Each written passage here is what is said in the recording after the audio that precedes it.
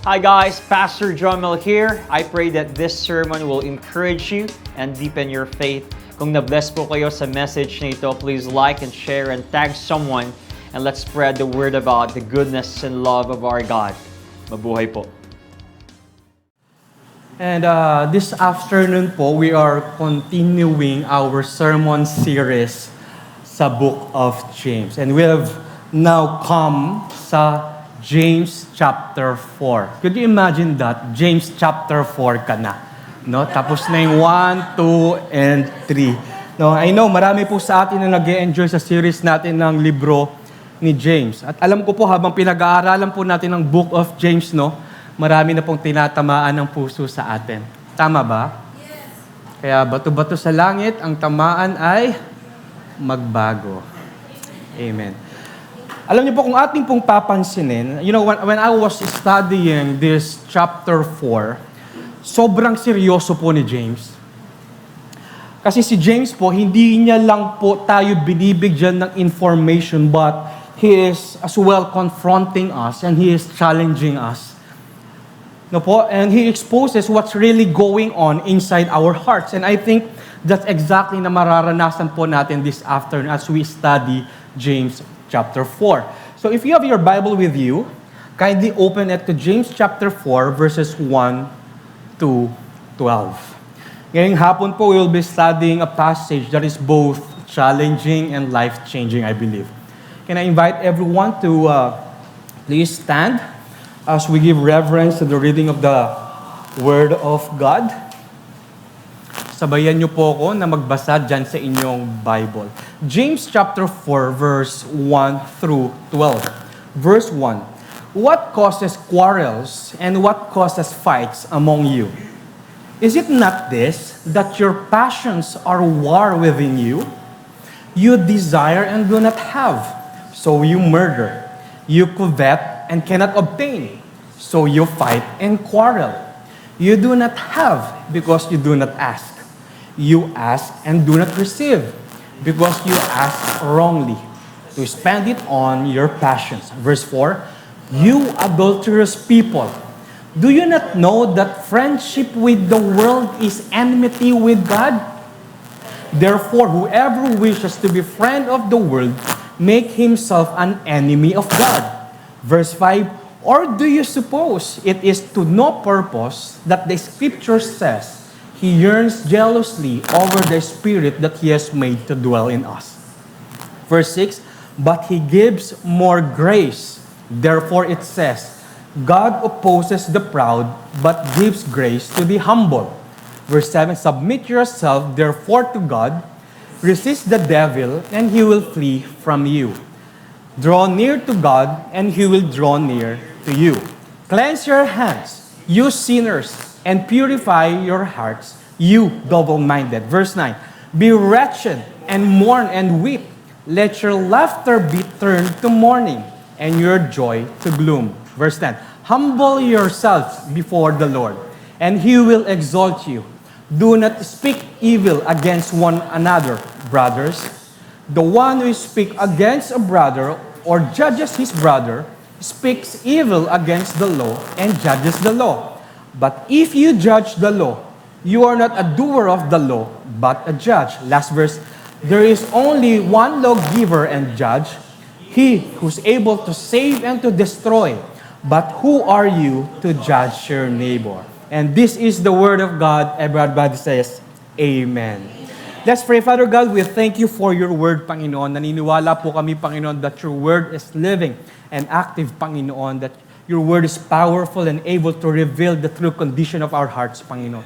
Father God, as we study James chapter 4 today, we ask, Panginoon, na i-expose niyo po ang mga puso namin. Kung meron man pong pride sa puso namin, expose it.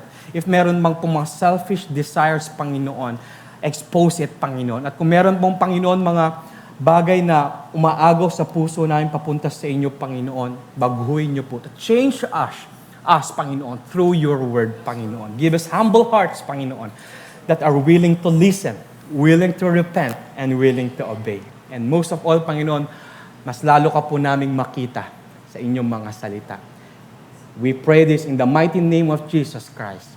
Everybody say, Amen and amen. We will now be seated. Now, bago po ako mag-proceed, gusto ko po kayong tanungin ng isang tanong. Siguro dalawa na lang or tatlo, no? Sino po dito na-experience niya na ng away ng tao?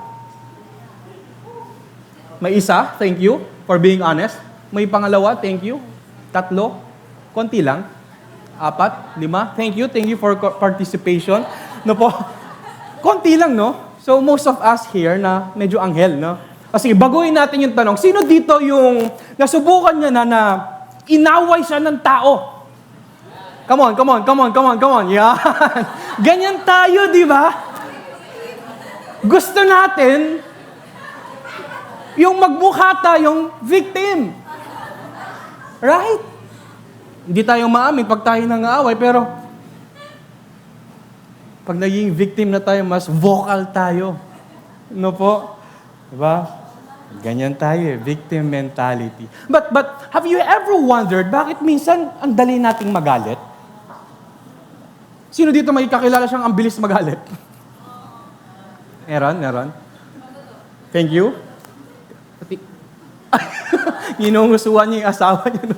I don't know, di ba? Baka meron kayong mga kilalang tao na mabilis magalit, na konting kibot lang, nagagalit na, galit na naman yan siya, di ba? Or minsan, kahit po tayo, ang bilis nating magalit, at minsan nagtataka po tayo na hindi naman tayo ganun kabilis dati na magalit, pero ngayon ang ikli na ng pasensya natin, ang bilis na natin mag-react, medyo tumatanda ka na, IT April siguro, no? Medyo minsan mabilis tayong masaktan, mabilis tayong magtampo. May kilala po kayo mabilis magtampo? Ay, umamin yun. Thank you for being honest. Maybe minsan ang dali nating mag-react. Tama? Sa preaching lang hindi. Nagre-react.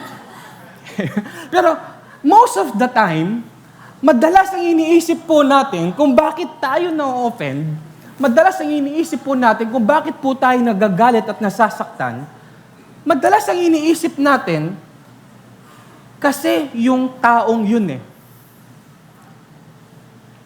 Di ba? Kung bakit tayo nagagalit minsan kasi we are blaming other people. Kasi yung ugali niya ang pangit. Kung ito si Satan top 1, ito pangalawa, sana. Ganon kapangit yung ugali niya. Kasi kung hindi niya ginawa yun, hindi sana ako magagalit sa kanya. Kung hindi niya sinabi yun, hindi sana kami mag-aaway. We always think that the people is the problem. And we always think that the problem is somewhere out there. May mga tao po tayong dapat na sinisisi at madalas po nating sinisisi. At minsan, sinasabi po natin, dapat magbago muna ang ugali ng taong yan. Pwede bang sabihin mo sa katabi mo, kapatid, baguhin mo naman yung ugali mo.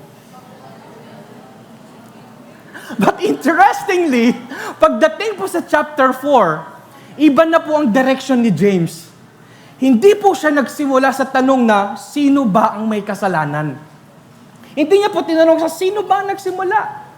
Ang gusto niya pong sagutin ay ang mas malalim na tanong, saan ba talaga nagsisimula ang mga away? At ang sinasabi po niya na bago pa magkaroon ng conflict sa paligid natin, may conflict nang nangyayari sa loob natin. Because before there is a war between two people, there is first a war within the heart. In other words, bago po tayo makipag-away sa iba, may laban na po palang nangyayari sa loob natin. Sabihin mo ulit sa katabi mo, hindi pala ugali mo ang problema, yung puso ko pala. And I want to talk about this subject, the war within.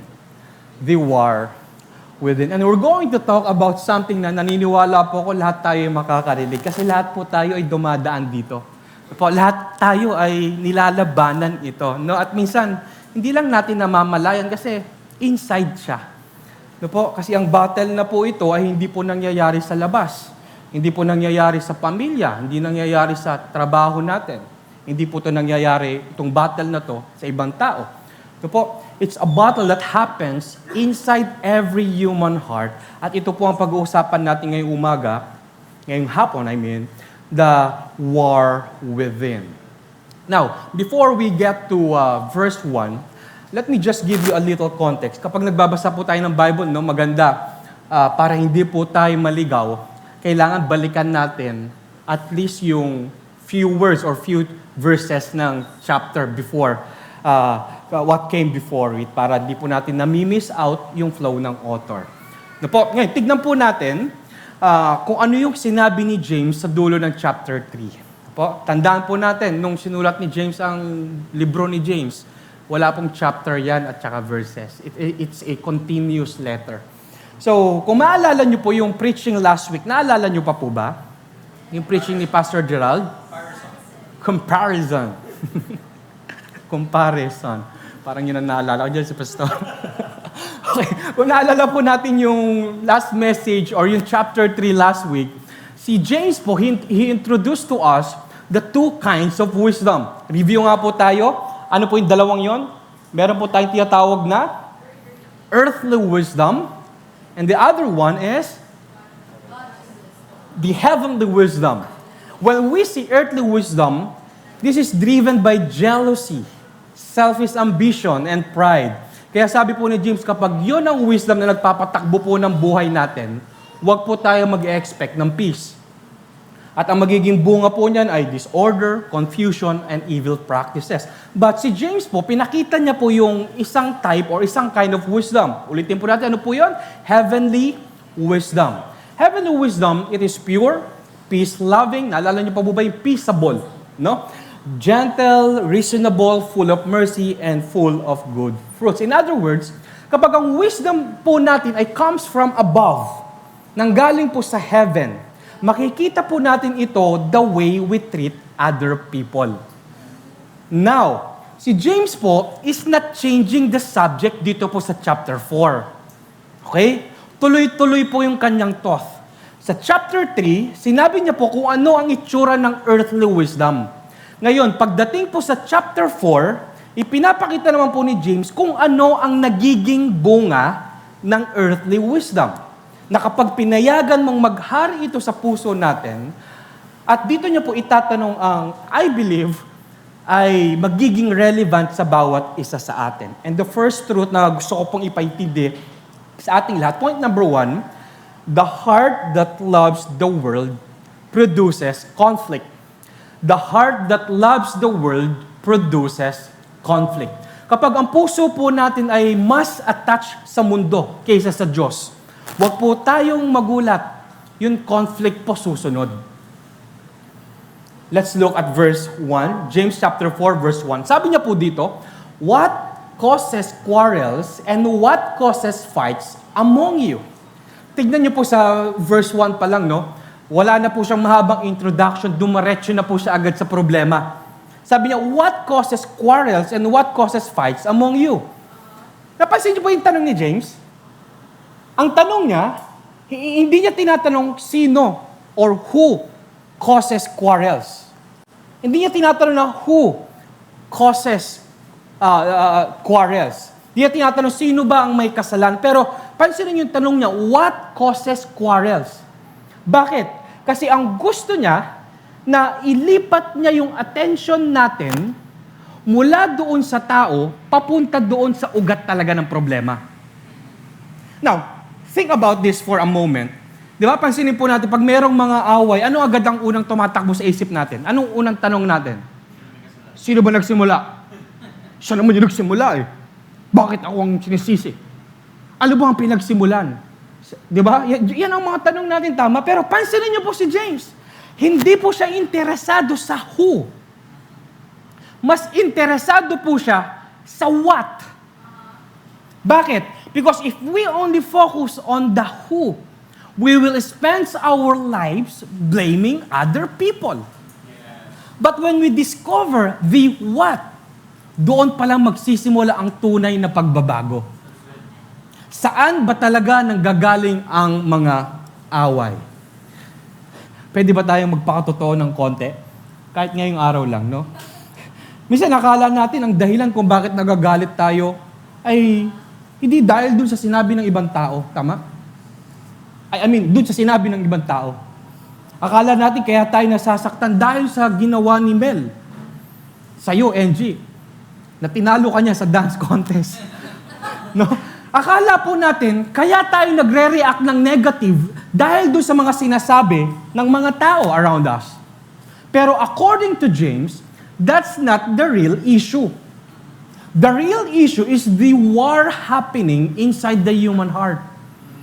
And look at this. Ang sabi ni James, tuloy po natin yung verse 1, sabi niya, is it not this, that your passions are at war within you? Ginamit po ni James yung word na passions. Ang ibig sabihin po niya sa Greek is hedon. It refers to sinful desires. It refers to self-centered cravings. Ito po yung mga attitude na nagsasabi na, I want what I want. Yung mga gusto ko, yun ang gusto ko dapat na mangyari. I deserve this. And it has to be my way. Kung anong gusto ko, yun lang. Wala nang ibang sasalungat dyan. But when those desires are being threatened, that's the time conflict begins. Napansin niyo po ba? Sometimes sa church po naman, ang conflicts po ay hindi naman nangyayari sa hindi naman dahil sa theology, no? May napansin po ba kayo sa church natin na nag-aaway dahil sa theology? Wala. Nag-aaway dahil kung may tuhod ba ang Diyos, no? Wala pong ganun. Pero kadalasan po, ang ugat po ay mas personal. Nagkakaroon po ng conflict dahil sa personal issue. Hindi naman kasi ako napapansin. Hindi naman kasi ako na-appreciate. Bakit hindi ako napili? Dapat ako yung leader dun eh. Di ba? Ang pinag-uugatan po ng conflict, they are about recognition. They are about control. They are about our own preferences. And they are about wanting to be appreciated. Po? And minsan hindi lang naman po ito sa church na nangyari. Even sa bahay natin, sa school, sa relationship natin. The battle on the outside usually reveals a battle that is already happening on the inside. At alam niyo po, si James po, hindi lang po siya nagtuturo ng ganito. Si Jesus po mismo, tinuro niya rin po ito kung babasahin niyo po sa Mark chapter 7. Ang sabi po ni Jesus, ang kasalanan ay hindi nagsisimula sa labas ng tao. Ito ay nagsisimula sa puso natin. Ibig sabihin, ang problema po ay hindi ang conflict. Ang conflict ay naglalabas lang ng tunay na kondisyon ng puso natin. Let me give you an illustration po, no? For example, sino dito yung mga naguhugas sa bahay? 1, 2, 3, 3. Yung iba hindi. Siguro, pagod kasing kamay ko, baka mapasma. Kasi minsan ganun yung excuse ko eh. Pero si Doc K, napakasipag maghugas niyan. Pinakamasipag na hipag ko yan. Tama ba sa So, sino pa dito mo naghugas sa bahay? May pinaghugas naman na kayo ng plato sa bahay. Alam niyo yung plato? Akala ko hindi niyo alam yung plato. My gosh! So, lahat dito naghuhugas ng plato. So, kilala niyo si SpongeBob. Si Patrick, kilala niyo. Yung best friend ni SpongeBob. No? Saan nakatira si SpongeBob? Ay, galing ha. Hindi din eh. Ba't napunta tayo doon SpongeBob talk na to, no? So, kung lahat po kayo dito ay naguhugas, kilala niyo yung sponge, no? Ngayon, ang tanong ko po sa inyo, kapag piniga ko yung sponge, ano po ang lalabas? Tubig? Sabon? Depende. Tama? Kung tubig na malinis ang laman nito, pag piniga ko ito, tubig na malinis ang lalabas dito. Kapag ang laman ng sponge ito ay tubig na madumi, ang lalabas dito, tubig na madumi. Another question, saan nanggaling ang tubig sa sponge? Nanggaling ba ito dahil sa pagpiga? Hindi po. Actually, hindi naman ang pagbiga ang naglabas ng tubig sa kanya. Inilabas lang nito kung ano ang nasa sponge na. Ganon din po sa puso natin kapag dumating ang pressure sa buhay natin, pag dumating ang misunderstanding, kapag may nakaaway tayo, no? Kapag may hindi nasunod yung gusto natin, ang lumalabas sa bibig natin, sa attitude natin, ang lumalabas sa reactions natin, ay hindi mismo nanggaling doon sa moment na yon, kundi kung ano na yung laman ng puso mo Inilalabas lang nito kung ano ang matagal nang nasa puso natin. Kaya tama po si James eh. Tama rin po si Kristo, si Jesus. Na sinasabi nila, bago magkaroon ng conflict sa labas, may conflict nang nangyayari sa loob ng puso natin. In other words, our reactions, our attitude, do not create what insides us. They just simply reveal what already there. Diba? Pag may nakita kayong post sa social media, notes na lang. Kasi ang uso ngayon, di ba? Gusto na mag-notes. Hindi naman ikaw yung tinutukoy, pero bakit parang ikaw yung nasasaktan? Wala namang nag-tag sa'yo, wala namang pangalan na nakasabi doon, pero bakit nagagalit ka? Bakit? Kasi minsan ang problema hindi yung post. Ang problema, tinamaan yung puso mo. Tama? What James is saying, external conflict is just a symptom. But internal conflict, internal war, is actually the disease. Now, let's continue with verse 2 and 3. Let's read the passage again. Sabi dito, you desire and do not have, so you murder. You covet and cannot obtain, so you fight and quarrel. You do not have because you do not ask. You ask and do not receive because you ask wrongly to spend it on your passion. Kung papansinin po natin sa verse 1, sinabi po ni James kung saan nagsisimula ang conflict. Review po tayo. Saan po nagsisimula ang conflict? Sa tuhod? Sa puso. Right? Na ngayon, pagdating po sa verse 2 and 3, mas pinalalim pa po ni James na parang sinasabi niya, ganito ang nangyayari sa war within. Ang sabi niya, you desire and do not have. Eh, hindi po sinasabi na masamang mag-desire. Ang Panginoon po, kinrate niya tayo to desire. Na may desire. Normal lang na i-desire natin, Ate Carla, na gusto natin mahalin tayo. Normal lang na i-desire po natin na maging successful tayo, magkaroon tayo ng long-term success. Hindi yung success na pang CR lang, no?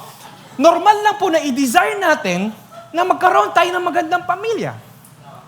Normal lang po na gusto natin magkaroon tayo ng maayos na buhay. There's nothing wrong with those desires. Ang problema po ay nagsisimula kapag ang desire natin ang nagsisimulang mag-control ng puso natin. Kapag desire natin ay naging demand na. Kapag ang prayer natin naging obsession na. Kapag ang Lord, if it is your will, ay naging Lord, kailangan mangyari ito.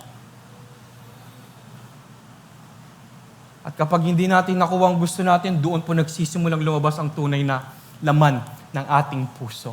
At sabi ni James, so you fight and quarrel. So hindi po ibig sabihin ni James na lahat ng away ay galing sa malalaking bagay. Minsan, doon sa mga maliliit na bagay, nanggagaling ang quarrels, ang pag-aaway. Doon sa ugat, malalalim. May mga expectation po na tayo na hindi namimit. Mayroon tayong mga desire na hindi natin nakuha. Maybe ikaw, for example, kayo po, no, nag-expect ka dun sa kaibigan mo, sa friend mo, or sa co-minister mo, na ganito ang gagawin niya, pero hindi niya na-meet yung expectation. Ang nangyari, na-frustrate ka, nagalit ka. So minsan nagkakaroon tayo ng Cold War. Tama? Pag nasalubong mo sa corridor yan. Good morning. Okay ka lang ba? May ginawa ba akong mali? Okay lang. Cold War. Nasubukan niyo na ba sa mga relationship niyo? Babe, okay ka lang ba? Okay lang. And sometimes, nasa isang room kayo, pero pinaparamdam niya na parang wala ka dun sa room. You're not existing there. Para kayo naglalaro ng, Mecha Chameleon. Alam niyo ba yan? Yung pupunta ka dito, no? Tapos i-paint mo yung sarili.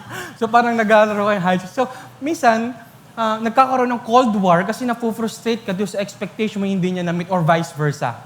Then James says something very interesting. Sabi niya, you do not have because you do not ask.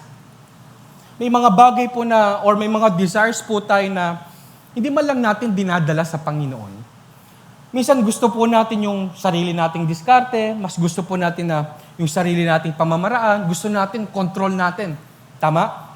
Pero mas mabigat po yung sinabi ni James dito sa verse 3. Sabi niya, you ask and do not receive because you asked wrongly. Imagine nyo po, kausap po ni James yung mga believers. And the believers, they were praying. Pero mali ang motibo nila.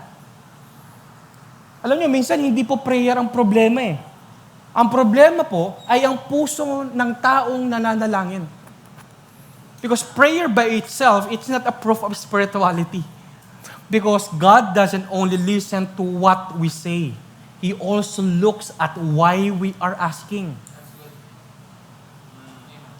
Gusto ko po kayong tanungin, have you ever prayed for something at hindi ibinigay ng Diyos? Tapos na-frustrate kayo? Nasubukan niyo na po ba yun? So lahat na binigay ni Lord? Katindi lang. Katindi ni Lord nyo? Katindi ni Lord nyo, no? Hindi. Sino dito naka-experience, nag-pray ka, you're so eager, Lord, ibigay mo to, tapos hindi binigay, tapos na-frustrate ka? Hindi binigay ni Lord, magtatampo ako sa Lord. Hindi ako mag-a-attend. Hindi ako magpe-pray. Diba? Nagagalit ka kay Lord. You know, there is nothing wrong with asking. At ang Panginoon nga po, ini-invite niya pa tayo na manalangin sa Kanya. Pero minsan, kailangan din po natin tanungin ang ating sarili, bakit ba gustong-gusto ko itong isang bagay na to?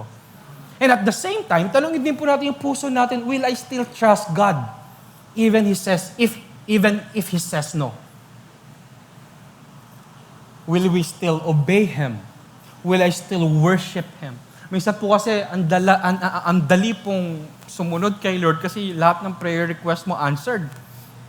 But what if hindi binigay ni Lord ang prayer request mo? Will you still obey Him? Will you still worship Him? Kahit hindi nangyari yung mga plano nyo po, mga prayer request natin. Alam nyo, hindi naman po lahat ng gusto natin ay masama. In fact, marami po sa mga pinagpe-pray natin ay mabubuting bagay. Good career, relationship, successful ministry, healthy family. Wala pong masama sa mga yon. Pero nagiging problema po ang isang magandang bagay kapag mas mahal na natin ito kaysa sa Diyos. Kapag hindi na natin kayang maging masaya, pag hindi natin natatanggap itong mga to. Kapag hindi na tayo makontento at hanggat hindi natin ito nakukuha. Kapag mas sinusunod na natin ang gusto ng puso natin kaysa sa gusto ng Diyos.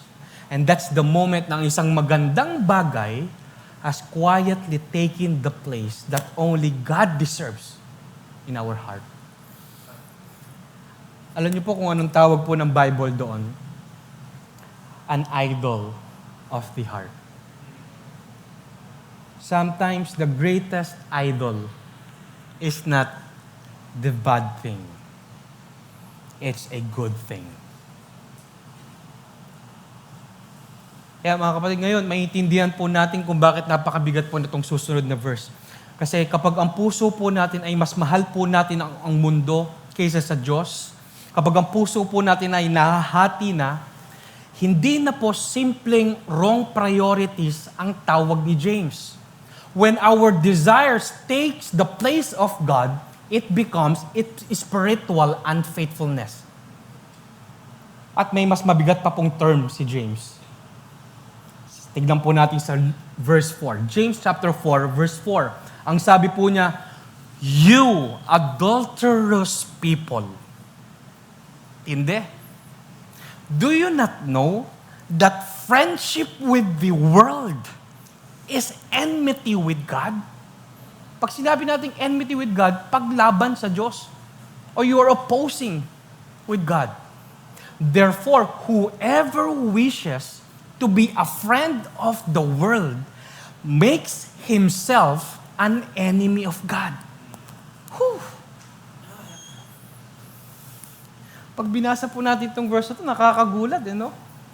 Na para bang biglang naging matapang si James. Out of nowhere, sinabi niya, you adulterous people. Hindi. Ang tanong po natin, bakit ganun kabigat magsalita si James? Kilala ba kayong masakit magsalita? Ako, si James. remember, si James po is writing to the believers.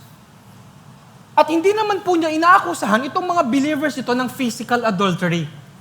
But he is talking about something more serious. Spiritual adultery. Kasi kung babalikan po natin sa Old Testament, marami pong beses na ginamit ito ng Panginoon at binanggit ito ng Panginoon. Whenever His people turned away from Him, and whenever that these people ay binibigay nila yung pagmamahal nila sa iba, whenever that these people ibinibigay nila yung pagtitiwala at katapatan nila sa iba, instead na sa Panginoon, ang tawag po ng Panginoon doon is spiritual adultery. Why? Because our relationship with God is a covenant relationship. Ang covenant po ay parang marriage. Meaning dapat exclusive, dapat wholesome, or dapat wholehearted. Hindi po pwedeng hati. Kaya nung sinabi po ni James, friendship with the world. Hindi po sinabi ni James na bawal kang magkaroon ng unbeliever na kaibigan. Hindi po sinasabi ni James na lumayo tayo sa mundo. Kasi ang Panginoon po mismo, if you will remember the story, I think sa Luke, no po, He sat down with the believers. He ate with them, He talked with them, nakipag-fellowship siya sa mga believers. So anong ibig sabihin po ni James dito? Friendship with the world means embracing the world's values, the world's priorities, the world's way of thinking. Ibig sabihin, mas pinipili nating sundin yung pamamaraan ng mundo kaysa sa pamamaraan ng Diyos. In other words, kapag mas importante sa atin yung approval ng mundo kaysa sa approval ng Diyos. Kapag mas importante natin yung success natin kaysa sa obedience natin sa Panginoon. Kapag mas importante sa atin yung comfort natin kaysa sa gustong holiness ng Panginoon sa ating buhay, doon na po unting-unting nahahati ang puso natin sa Panginoon. At yun po ang naging dahilan kung bakit napakabigat ng sinabi ni James. Kasi ayaw po ng Diyos na kalahati lang ang puso natin sa Kanya. He wants all of it. Sino dito pag nagkaroon siya ng asawa, gusto mo dalawa kayo? Gusto mo may kahati ka? Sino pong may gusto, kahit sa ano na lang, partner or relationship niyo, gusto niyo dalawa kayo? Meron ba gusto niyo yun? Wala. Walang matinong isip ang may gusto nun. Diba? Gusto mo, sayong-sayo siya. Gusto mo buong-buo, sayo siya. Bakit? Kasi masakit yun eh. Dalawa kami, 3 kami, 4 kami. Wow! GC! Diba? At ito po yung dahilan kung bakit napakasakit ito para sa Panginoon. Na mas mahal pa natin ang mundo kaysa sa Kanya. And here's the danger. You cannot pursue God's kingdom while at the same time pursuing a life that's centered on yourself. Hindi po pwedeng ang Diyos ang hari sa atin tuwing linggo. Pero ang mundo naman na naghahari sa puso natin buong linggo. Hindi po pwedeng ganon. Still there? Now, kung papansinin po natin, after James is exposing the condition of their hearts, after calling out their worldliness, kung babasahin po natin itong chapter na ito, kung hanggang verse 4 lang tayo, parang ang bigat, no? Pero in verse 5 po and 6, magbabago na po yung tono ng passage. Ipapakita niya po yung puso ng Panginoon. Let's look at verse 5 and 6. Sabi dito, or do you suppose it is to no purpose that the Scripture says, He yearns jealously over the Spirit that He has made to dwell in us? But He gives more grace. Therefore it says, God opposes the proud, but gives grace to the humble. I love those words. Sabi niya dyan, but He gives more grace. Don't miss out that, mga kapatid. But the Lord gives more grace. Yes po, si James po has been exposing our sin. He has been exposing their pride. He has been exposing selfish desires. Pero hindi po doon nagtatapos ang passage. Because every time that God exposing our sin, hindi po para itaboy tayo, kundi para ibalik tayo sa Kanya. That's why James is saying here, but the Lord gives more grace. Pero of course, may isang bagay na sinasabi ni James na hindi pwede nating ignore. Sabi niya, God opposes the proud. Imagine that. Hindi po sinugarcoat ni James na sinabi niya, si God iko-correct niya yung mga mapagmataas. Hindi niya sinabi na ini-ignore ng Panginoon yung mga mayabang at mapagmataas. Pero sabi niya, He opposes the proud. Kinakalaban niya yung mga mapagmataas at mga mapapride. Kasi ang sinasabi po ng pride, Lord, I know better than you.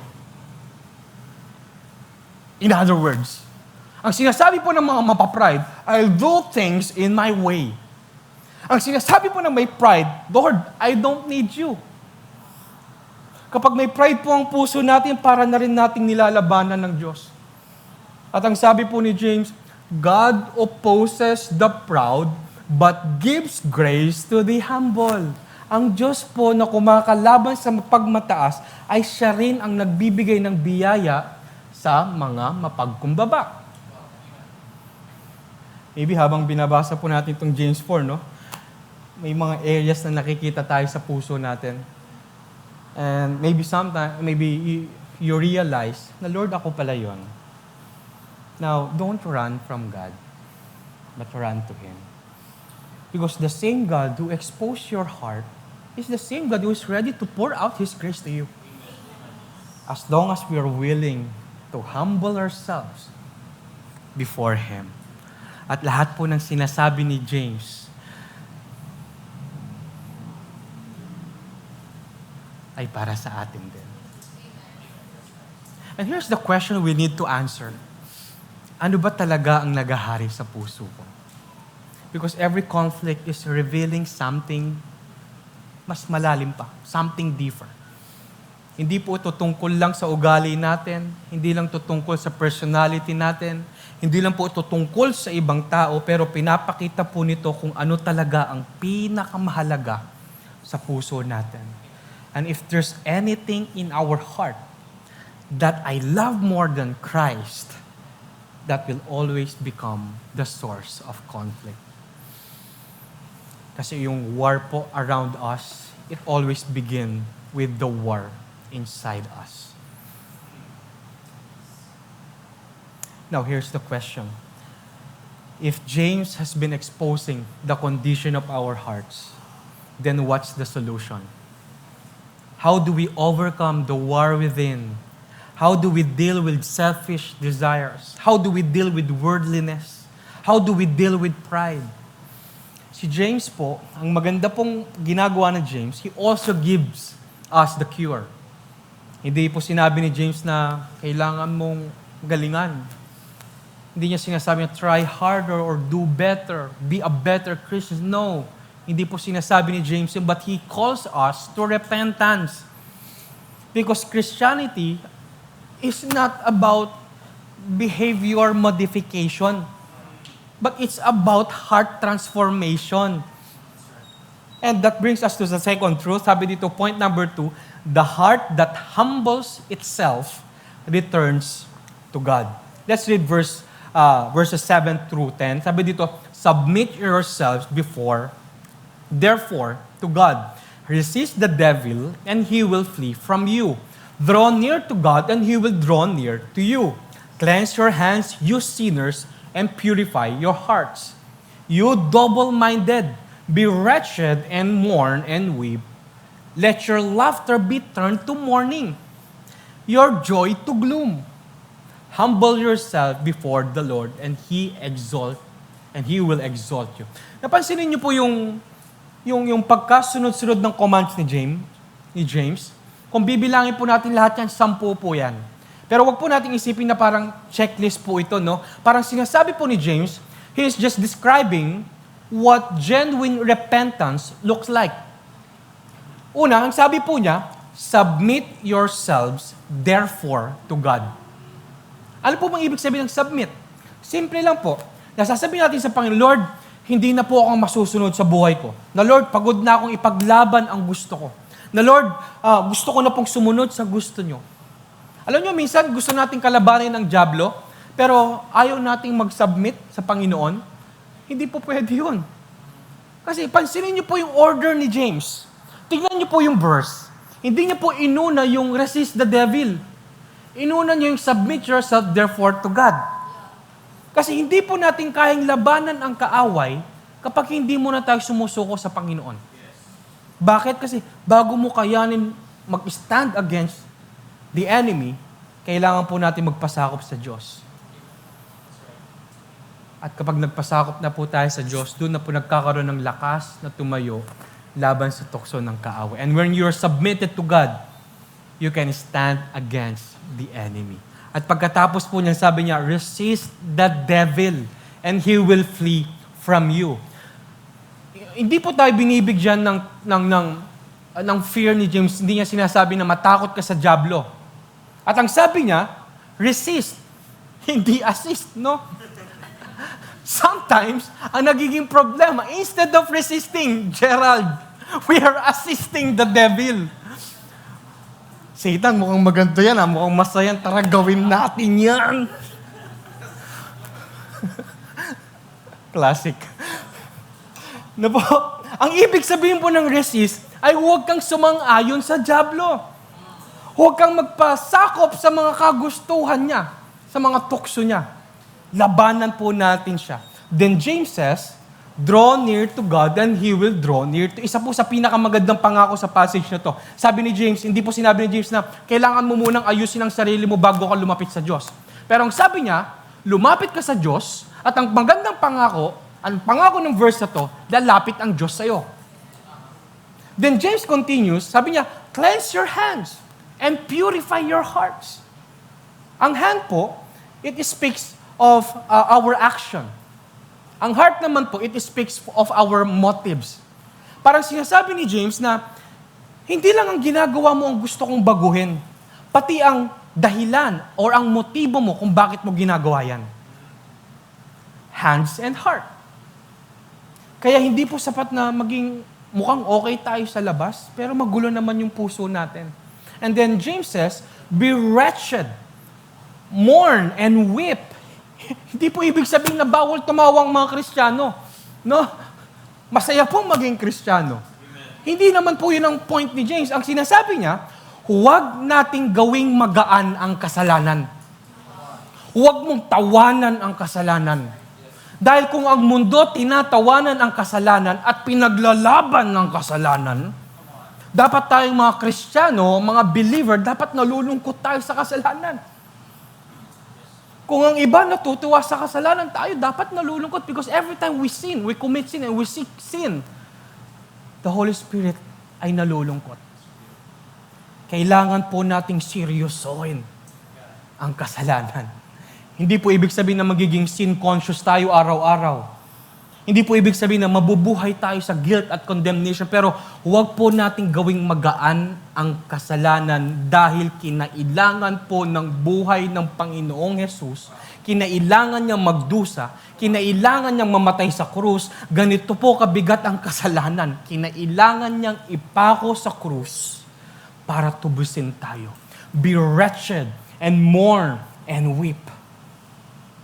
At sa huli po ang sabi po ni James, humble yourselves before the Lord and He will exalt you. Tignan niyo po kung paano tinapos si James. Tinapos niya po yung verse na ito, hindi po sa defeat, hindi sa condemnation and guilt, pero sa humility. Kasi ang taong marunong magpakumbaba sa harap ng Diyos ay handang itaas ng Panginoon. Ito po yung mga gustong ipakita ni James that repentance is more than feeling guilty. Hindi lang po ito basta simpleng paghingi ng tawad. But repentance is turning away from self and turning back to our God. Pero alam niyo po ang magandang balita, every time that we turn to God, hindi niya po tayo sinasalubong ng pagtanggi. Pero ine-embrace niya po tayo at sinasalubong niya tayo ng kanyang biyaya. At mas marami pa pong biyaya ang Diyos na nakalaan sa atin kaysa sa kasalanan na dala-dala natin. Because our God gives more grace. That's the beauty of the gospel. No po? Na kahit gaano man tayo kalayo sa Diyos, feeling mo sobrang layo mo sa Panginoon, no matter how big your sin is, God's grace is always greater. No matter how many times kang lumagapak, God's grace is still enough. Kahit paulit-ulit po tayong natatalo sa kasalanan, there is still grace for the heart that returns to God. Because our God, He doesn't reject the humble. He restores them. And that's the God na gusto pong ipakita sa atin ni James. A God who gives more grace. But there is something interesting po, no? Kapag ang Panginoon po binago niya yung puso natin, the first person who notices, it's not you. The first person who notices this is the people around you. Because a changed heart always changes the way we treat other people. And that brings us to the last truth, point number 3. The heart that submits to God treats others differently. Now, let's look at the last two verses, verse 11 and 12. Do not speak evil against one another, brothers. Jump po tayo. Sabi niya, there is only one lawgiver and judge. And sabi niya sa last part, but who are you to judge your neighbor? Napansin niyo po ba yung ginawa ni James? Parang bumalik na naman po siya sa conflict, no? Pero this time, hindi niya napag-uusapan yung puso. Kasi ang sabi niya, do not speak. So meaning, ang pag-uusapan na natin, ang pinag-uusapan na nila ay yung bibig. Bakit? Kasi kung ano ang laman ng puso natin, yun din ang lalabas sa bibig natin. Kaya ang sabi ni James, do not speak evil against one another. And James is talking about slander. Judging people, destroying someone's reputation, looking down on others. Parang ito ang attitude na sinasabi na mas okay ako kaysa sa kanya. Mas magaling ako kaysa sa kanya. Mas spiritual ako kaysa sa kanya. Mas tama ako kaysa sa kanya. Pero ang sinasabi ni James, be careful. Because every time we place ourselves above another person, para na rin nating inaangkin ang posisyon ng Diyos na siya lang ang may karapatan. Na parang sinasabi natin, ako ang mas nakakaalam. Ako ang mas may karapatang humusga. Pero pinapaalalahanan po tayo ni James, sabi niya, there is only one lawgiver and judge. Isa lang po ang may karapatang humatol at hindi po tayo yun, kundi ang Diyos lamang. And only God has the authority to judge perfectly. Because only God knows the heart. Only God knows the whole picture, the whole story. Kaya ang tanong ni James sa dulo, napakasimple. Sino ka para mag-judge ng iyong neighbor? Who are you to judge your neighbor? Are you perfect enough to judge me? Kasi ang tunay po na nagpapakumbaba sa harap po ng Diyos ay hindi mo kailangang ibaba ang ibang tao para lang maramdaman mong mas mataas ka. Hindi mo kailangang siraan ang ibang tao para gumanda ang tingin ng ibang tao sa iyo. Hindi mo kailangang maghanap ng mali sa kapwa mo para maramdaman mong mas tama ka. Bakit? Kasi ang pusong tunay na nagpapakumbaba ay hindi naghahanap ng paraan para itaas ang sarili. Kontento na tayong si Kristo ang may taas. Bakit? Because once you've been seen your own need for grace, mas mahirap nang maging mas mapanghusga ng iba. Kapag naalala po natin kung gaano tayo pinagpasensyahan ng Diyos, mas madali na pong magpasensya sa iba. Kapag naranasan po natin ang mercy, ang awa ng Panginoon, mas madali na rin po natin itong mapakita sa ibang tao. At ang pusong tunay na nagpakumbaba sa harap ng Diyos, nagbabago rin ang paraan ng pakikitungo niya sa ibang tao. Nagbabago ang attitude, ang pananalita, nagbabago ang relationship. And I believe this is the beautiful ending of James chapter 4. Nagsimula si James sa conflict at natapos siya sa paraan ng pakikitungo natin sa kapwa natin. Bakit? Kasi pag binago ng Diyos ang puso, hindi lang puso ang nagbabago. Nagbabago din ang bibig, ang ugali, pati relasyon. That's why it's weird that you are telling to yourself, I'm a changed man. I'm transformed man. Pero walang manifestation. Maybe that's the time that you evaluate your heart. Not those people around you, but yourself. Because a heart that has truly returned to God will always begin to treat people differently. A humble heart produces gracious word. At naniniwala po ako, sobrang kailangan nating marinig ito. Kasi aminin po natin, sobrang bilis po natin mag-criticize. Sobrang bilis nating mag-cancela ng mga tao. Sobrang bilis po nating mag-comment. Sobrang bilis nating mag-post. Sobrang bilis nating magbigay or maglabas ng opinion without knowing the whole story. Pero sabi ni James, may isa lang na judge. May isa lang na judge. And a heart that has truly humbled itself before God will always learn to treat people with grace. Now, kung napakinggan niyo po yung passage na pinag-aralan po natin ngayon, siguro maganda maging honest po tayo sa sarili natin na totoong may war within, na totoong may pride pa rin sa puso natin. If you are telling to yourself, wala akong pride, that's pride. Totoong may selfish desires pa rin. At may mga pagkakataong mas mahal natin ang mga gusto natin kaysa sa Diyos. And let's be honest, no? Dahil kung ang ending lang po ng message na to ay magpakumbaba ka, magsisi ka, ayusin mo ang buhay mo, hindi po sapat yun. Kasi ang totoo, hindi po natin kayang baguhin ang sarili natin, ang puso natin, at kailangan natin si Jesus. Imagine niyo po si Jesus.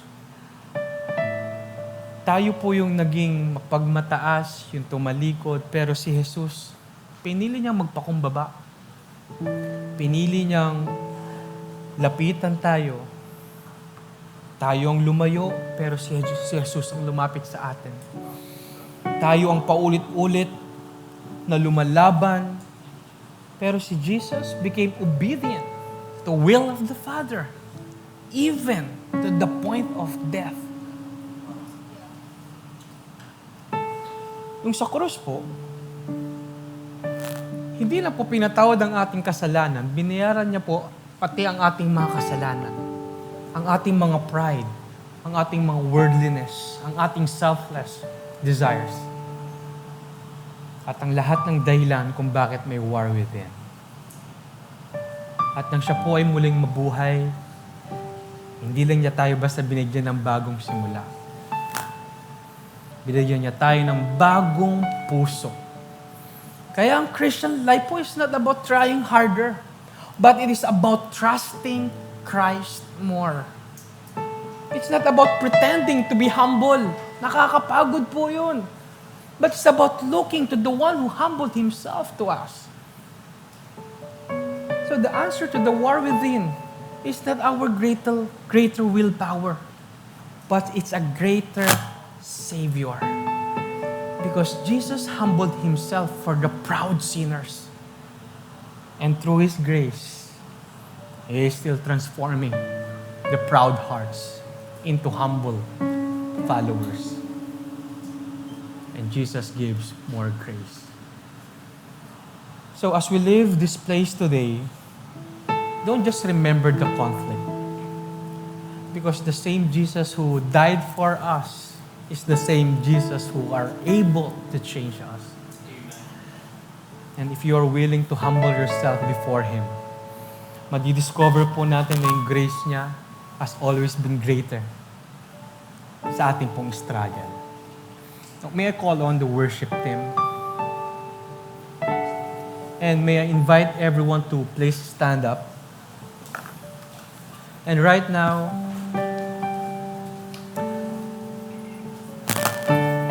let's bow down our heads. Maybe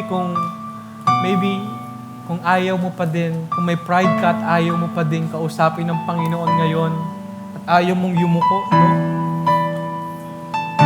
Maybe this is the time to talk to our Father. Subukan mo lang. Subukan mo lang. Maybe distracted ka pa rin sa puso mo, sa katabi mo, pero I want to tell to you, na subukan mo lang. Subukan mo lang na kausapin ang Panginoon.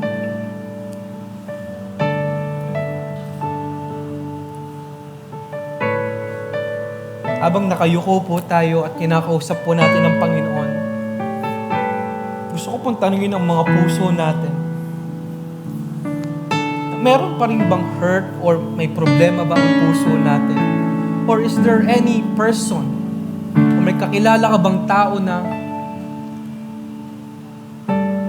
tumatakbo sa isip mo at sa puso mo na nagkokos ng sakit sa puso mo? Meron bang isang tao na paulit-ulit pumapasok sa isip mo? Yung tipong nakasakit sa'yo, yung taong mahirap patawarin, yung taong tingin mong dahilan ng lahat ng conflict sa buhay mo. At naniniwala ko ngayong oras na to, ayaw ng Panginoon na kausapin yung ibang taong yun. Ang gusto niyang kausapin ay ang puso mo. Your heart today. Ikaw ang gustong kausapin ng Panginoon. Tayo ang gustong kausapin ng Panginoon. Dahil yun po ang tinuturo ni James from the beginning. Hindi niya tinuturuan kung paano natin baguhin ang ating puso.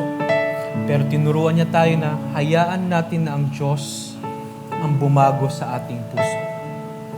Just bow down your heads and let's talk to our God. And for this moment, maging honest po tayo sa mga sarili natin. No one will know. It's between you and God. Because the greatest battle you will ever fight is not the battle around you, but the battle within you. The battle between your will and the will of the Father. The battle between the world and Christ. The battle between loving the Word and loving Christ. Kaya kailangan po natin si Jesus. Let's humble ourselves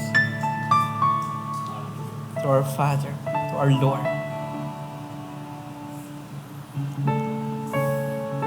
Alam niyo po kung bakit kaya nating ihambol ang sarili natin sa Panginoon? Kasi meron na pong nag-model 2,000 years ago. And His name is Jesus. He humbled Himself for us. The King of Kings became servant. He carried the punishment that our pride deserves. He paid for our selfishness, for our wordlessness.